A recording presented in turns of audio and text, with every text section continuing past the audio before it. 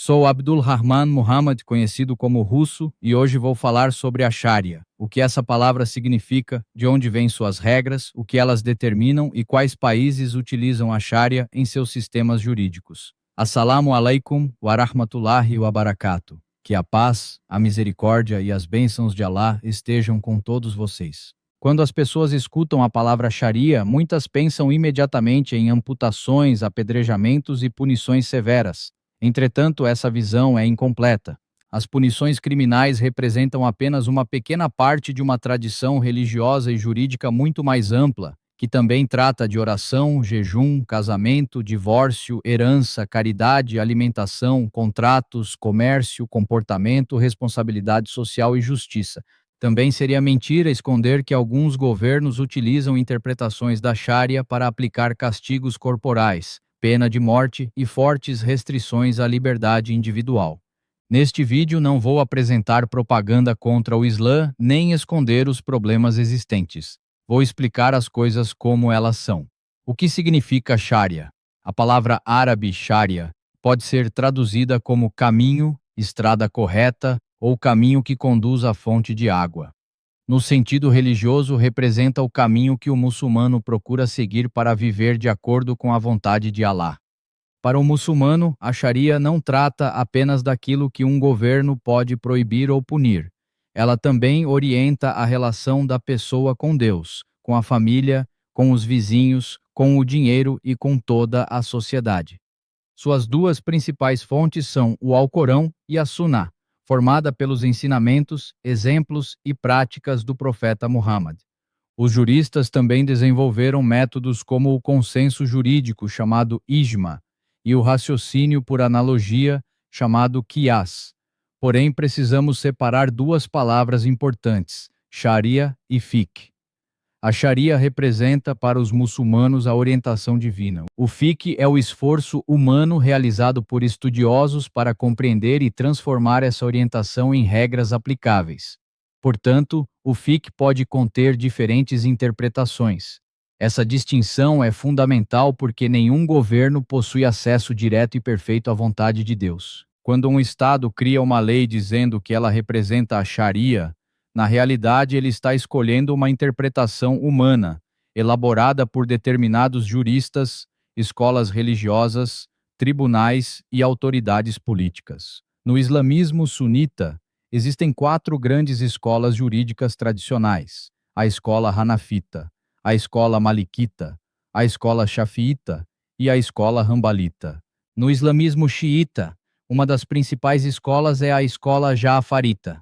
Essas escolas concordam nos fundamentos centrais da religião, mas podem divergir sobre detalhes do casamento, divórcio, herança, contratos, testemunhos, provas judiciais e punições. Por isso, não existe uma única interpretação da Sharia seguida de forma idêntica por todos os muçulmanos.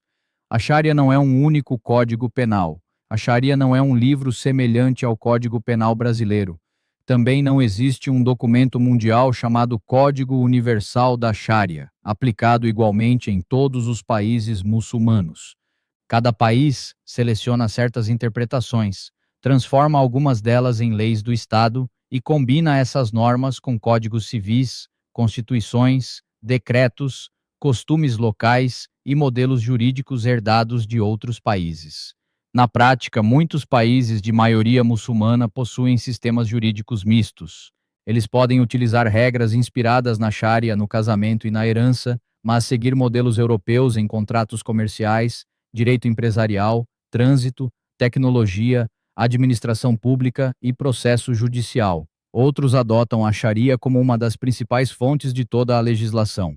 E alguns aplicam também códigos criminais religiosos. Portanto, perguntar quais países adotam a Sharia exige uma explicação. Um país pode declarar constitucionalmente que a Sharia é fonte da legislação, mas aplicá-la principalmente no direito de família. Outro pode aplicar punições criminais religiosas somente aos muçulmanos. Outro pode aplicar determinadas regras apenas em uma província ou estado. E outro pode utilizar a Sharia como base ampla de praticamente todo o sistema. O que a Sharia determina na vida religiosa? Uma grande parte da Sharia trata dos atos de adoração. Ela orienta a realização das 5 orações diárias, o jejum durante o Ramadã, o pagamento do zakat, a peregrinação a Meca, a purificação ritual e outras práticas religiosas. Essas regras são chamadas de ibadat, ou atos de adoração. Normalmente, muitas dessas obrigações pertencem à consciência religiosa da própria pessoa e não ao direito penal do Estado. Por exemplo, um muçulmano acredita que deve realizar as orações, mas isso não significa que todos os países muçulmanos prendam quem deixa de orar. Alguns governos interferem mais na prática religiosa, enquanto outros deixam essa questão para a responsabilidade individual. As 5 categorias das ações. Na jurisprudência islâmica, as ações humanas costumam ser classificadas em 5 categorias. A primeira é fard ou wajib, aquilo que é obrigatório. Realizar as orações, jejuar no Ramadã quando a pessoa possui condições e cumprir obrigações financeiras são exemplos. A segunda é mandub ou mustahab, aquilo que é recomendado e recompensado, mas cuja ausência normalmente não representa pecado. A terceira é mubah, aquilo que é permitido ou neutro. A quarta é makruh, aquilo que é desaconselhado, embora não necessariamente proibido. E a quinta é haram, aquilo que é proibido. Essa classificação demonstra que a Sharia não se resume a permitido ou proibido. Existem diferentes graus de obrigação, recomendação e reprovação. Família, casamento e divórcio. O direito de família é a área em que a influência da Sharia aparece com mais frequência nos países muçulmanos. Ela trata do contrato de casamento, das responsabilidades do marido e da esposa, do dote entregue à mulher, chamado mahar, do sustento familiar, do divórcio, da guarda dos filhos e da herança. No casamento islâmico, o mahar pertence à mulher. Não é um pagamento feito ao pai da noiva para comprar a mulher. É um direito financeiro dela, combinado no contrato matrimonial. O casamento também exige consentimento. Casamento forçado não deve ser confundido com casamento islâmico válido. Entretanto, alguns países mantêm regras de tutela matrimonial que podem limitar a autonomia da mulher. Também existem denúncias de casamentos forçados e casamentos infantis praticados em nome da religião ou de costumes locais. Esses problemas precisam ser reconhecidos e combatidos. As regras de divórcio também variam. Existem formas de divórcio iniciadas pelo marido, formas solicitadas pela mulher e separações determinadas por tribunais. Em alguns sistemas, a mulher encontra mais dificuldades para obter o divórcio.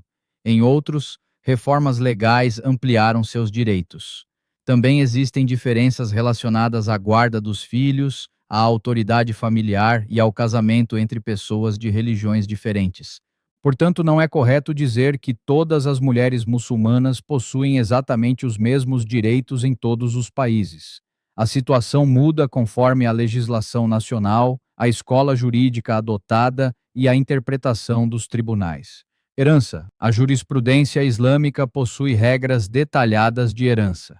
Determinados parentes recebem partes previamente definidas do patrimônio. Em algumas situações, o homem recebe uma parte maior que a mulher da mesma categoria familiar. O exemplo mais conhecido é aquele em que um filho recebe o equivalente à parte de 2 filhas. Os juristas tradicionais relacionam essa diferença às obrigações financeiras impostas ao homem, como sustentar a esposa e os filhos. Entretanto, críticos argumentam que essa divisão produz desigualdade jurídica entre homens e mulheres, especialmente nas sociedades modernas em que as mulheres também trabalham e sustentam suas famílias.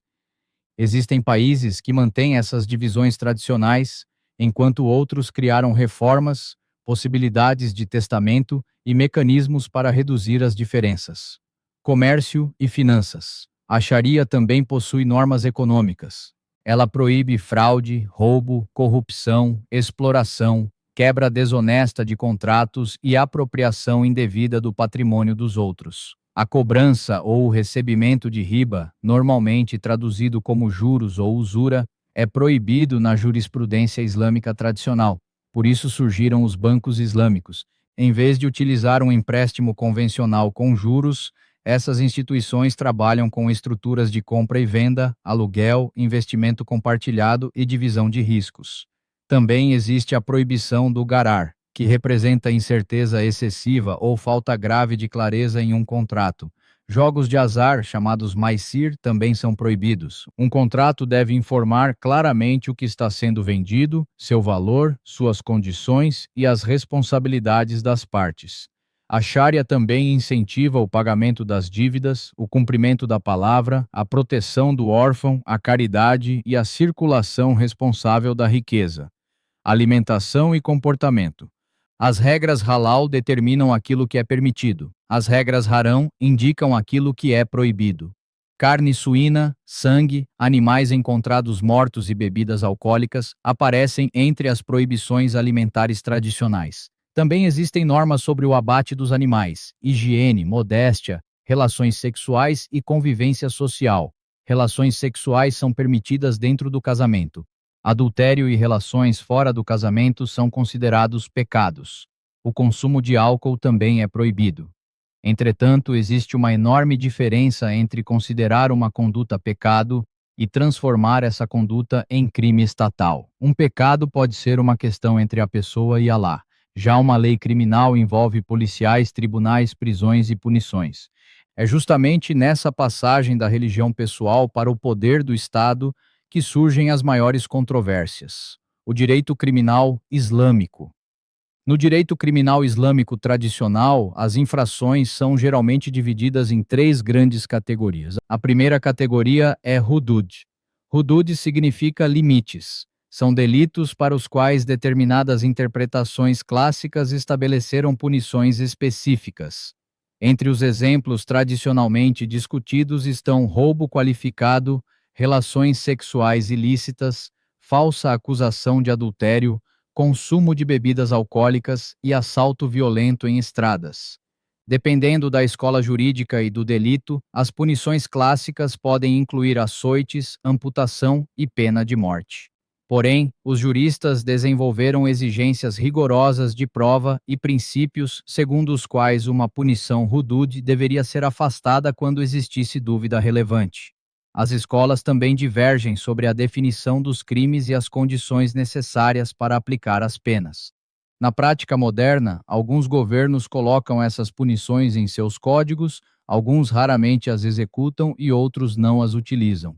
A segunda categoria é qisas. Qisas está relacionado à retribuição proporcional em casos de homicídio ou lesão corporal. A família da vítima pode, conforme o sistema utilizado, exigir a punição proporcional, aceitar uma compensação financeira chamada diyah ou conceder perdão. A terceira categoria é tazir. Tazir abrange infrações e punições que não possuem uma pena religiosa fixa. O juiz ou o Estado pode aplicar advertência, multa, prisão e outras medidas, conforme a gravidade do ato e a legislação local. Na realidade, grande parte dos crimes julgados nos países muçulmanos pertence a essa terceira categoria e é tratada por códigos penais modernos. Blasfêmia e abandono da religião.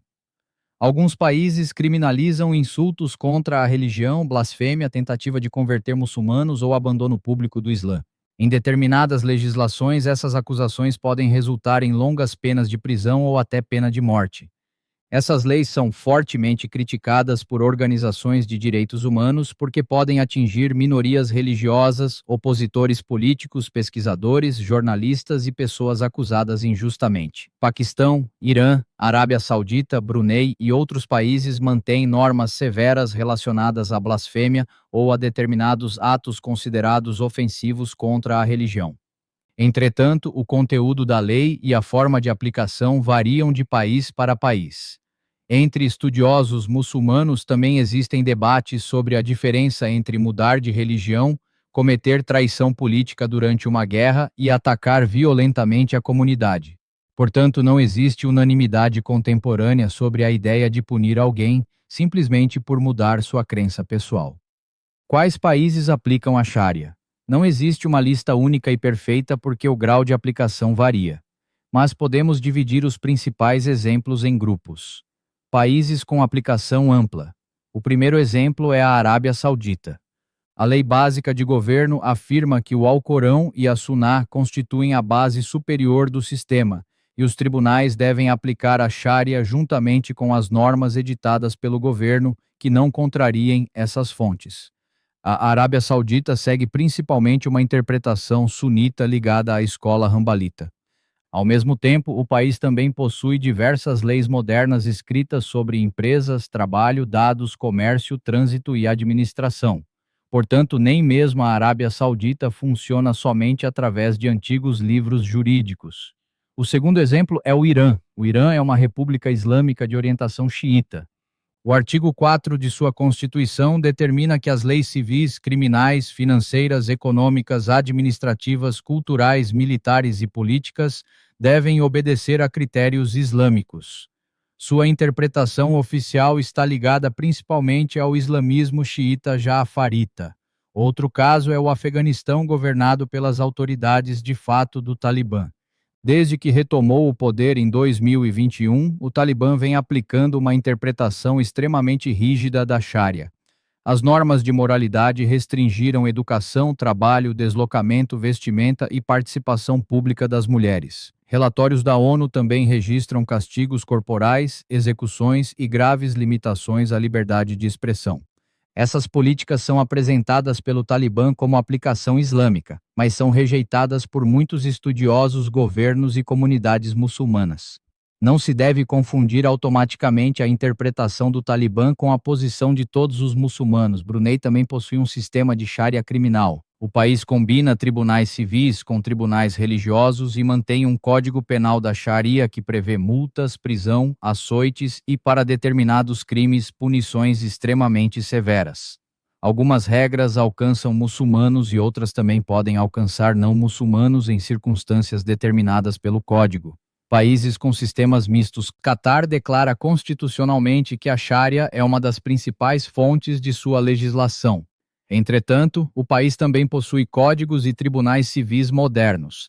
A influência religiosa aparece especialmente no direito de família, herança e em algumas áreas criminais. Nos Emirados Árabes Unidos, a Sharia é reconhecida como fonte legislativa, mas o sistema mistura direito islâmico, leis federais, normas de cada emirado e estruturas jurídicas internacionais usadas em determinados centros financeiros. No Paquistão, o artigo 227 da Constituição estabelece que as leis devem ser colocadas em conformidade com os ensinamentos do Alcorão e da Suná, e que nenhuma lei deve contrariá-los. Ao mesmo tempo, o país conserva grande parte do sistema jurídico herdado do modelo britânico. No Egito, a Constituição afirma que os princípios da Sharia islâmica são a principal fonte da legislação. Mesmo assim, o país utiliza códigos civis e penais modernos, e grande parte da aplicação religiosa está ligada ao casamento, divórcio, herança e estatuto pessoal. Bahrein, Kuwait, Omã, Iraque, Iêmen, Maldivas, Mauritânia, Somália e outros países também reconhecem constitucionalmente o Islã ou a Sharia como fonte importante de legislação, mas a forma de aplicação é diferente em cada lugar. Alguns utilizam principalmente regras familiares, outros possuem normas criminais religiosas. Em países atingidos por guerras e divisões políticas, como Iêmen, Líbia e Somália, a aplicação também pode variar conforme a região e a autoridade que controla o território. Aplicação estadual ou regional. Na Malásia existe um sistema duplo. Os tribunais civis tratam das leis federais, enquanto tribunais da Sharia possuem competência sobre determinadas questões relacionadas aos muçulmanos, especialmente família, religião e algumas infrações religiosas definidas pelos estados. Os tribunais religiosos não possuem autoridade geral sobre toda a população e sua competência é limitada pela estrutura constitucional. Na Indonésia, a Sharia criminal não é aplicada nacionalmente. A província de Aceh recebeu autonomia especial e aplica um código criminal islâmico regional. Esse código pune condutas como consumo de álcool, jogos de azar, relações sexuais fora do casamento e relações entre pessoas do mesmo sexo. Açoites continuaram sendo aplicados em Aceh durante 2025 e 2026, provocando condenações de organizações de direitos humanos. Na Nigéria, 12 estados do norte reintroduziram formas de direito criminal da Sharia. Em princípio, essas leis são direcionadas principalmente aos muçulmanos, enquanto o sistema federal nigeriano continua funcionando paralelamente. A aplicação tem gerado discussões sobre liberdade religiosa, igualdade e direitos constitucionais. Países muçulmanos que não adotam a Sharia como direito estatal geral, nem todo país de maioria muçulmana utiliza a Sharia como base constitucional ou criminal. Turquia, Albânia, Azerbaijão, Cazaquistão, Kosovo e diversos outros países possuem sistemas oficialmente seculares. Mesmo nesses locais, os muçulmanos podem seguir voluntariamente práticas religiosas, como alimentação halal, oração, jejum e contratos matrimoniais religiosos, desde que respeitem as leis civis do país. Isso demonstra novamente que Islã, cultura árabe e governo religioso não são a mesma coisa. E no Brasil? No Brasil, nenhuma religião possui poder para substituir a Constituição, o Código Penal ou as leis civis. O Estado garante liberdade de consciência, crença e culto religioso. Isso permite que o muçulmano ore, jejue, frequente mesquitas, consuma alimentos halal, realize casamento religioso e organize sua vida pessoal conforme sua fé. Entretanto, nenhuma regra religiosa pode autorizar violência, casamento forçado, discriminação ilegal, punição corporal ou retirada de direitos garantidos pela legislação brasileira. Um casal pode seguir voluntariamente orientações religiosas, mas questões como casamento civil, divórcio, guarda dos filhos, violência doméstica, herança e crimes continuam submetidas às leis brasileiras. A arbitragem privada também só pode tratar de direitos patrimoniais disponíveis e não pode substituir a justiça criminal ou afastar direitos fundamentais.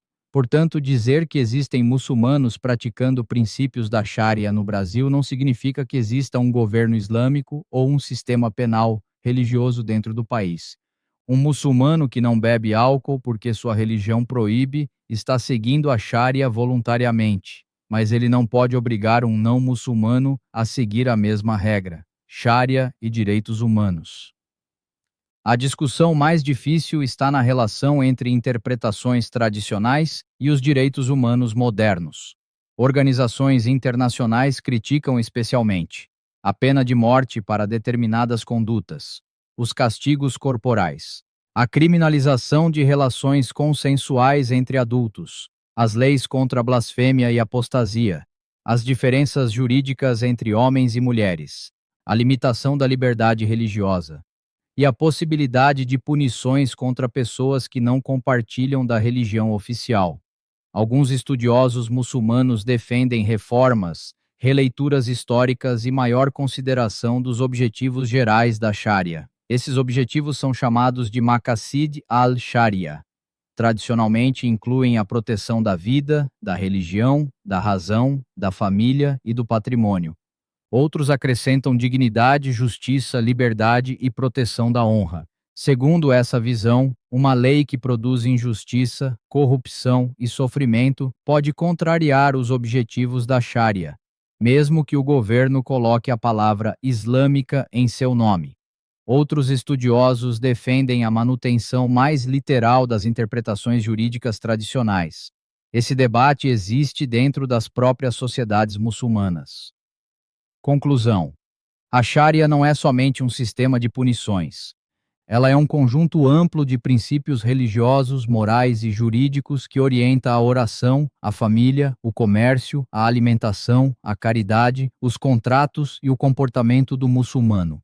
Entretanto, quando governos transformam interpretações religiosas em leis obrigatórias, surgem questões políticas, jurídicas e humanas muito sérias. Arábia Saudita, Irã, Afeganistão e Brunei estão entre os países que utilizam interpretações da Sharia de maneira ampla. Catar, Emirados Árabes Unidos, Paquistão, Egito e diversos outros possuem sistemas mistos. Malásia, Nigéria e Indonésia apresentam aplicações limitadas por estado, religião ou região. Nenhum desses modelos é exatamente igual ao outro. Também não é correto julgar todos os muçulmanos pelas decisões de um governo. Da mesma maneira, não é correto esconder abusos somente porque foram praticados em nome do Islã. A justiça não deixa de ser justiça porque vem de outra cultura. E uma injustiça não se transforma em justiça apenas porque recebeu um nome religioso. O muçulmano deve buscar conhecimento, equilíbrio e honestidade. Deve defender aquilo que é correto, reconhecer os erros e não utilizar a religião para justificar violência, opressão ou interesses políticos. Eu sou Abdul Rahman Muhammad, conhecido como Russo. Assalamu alaikum wa rahmatullahi wa barakatuh. Que a paz, a misericórdia e as bênçãos de Allah estejam com todos vocês.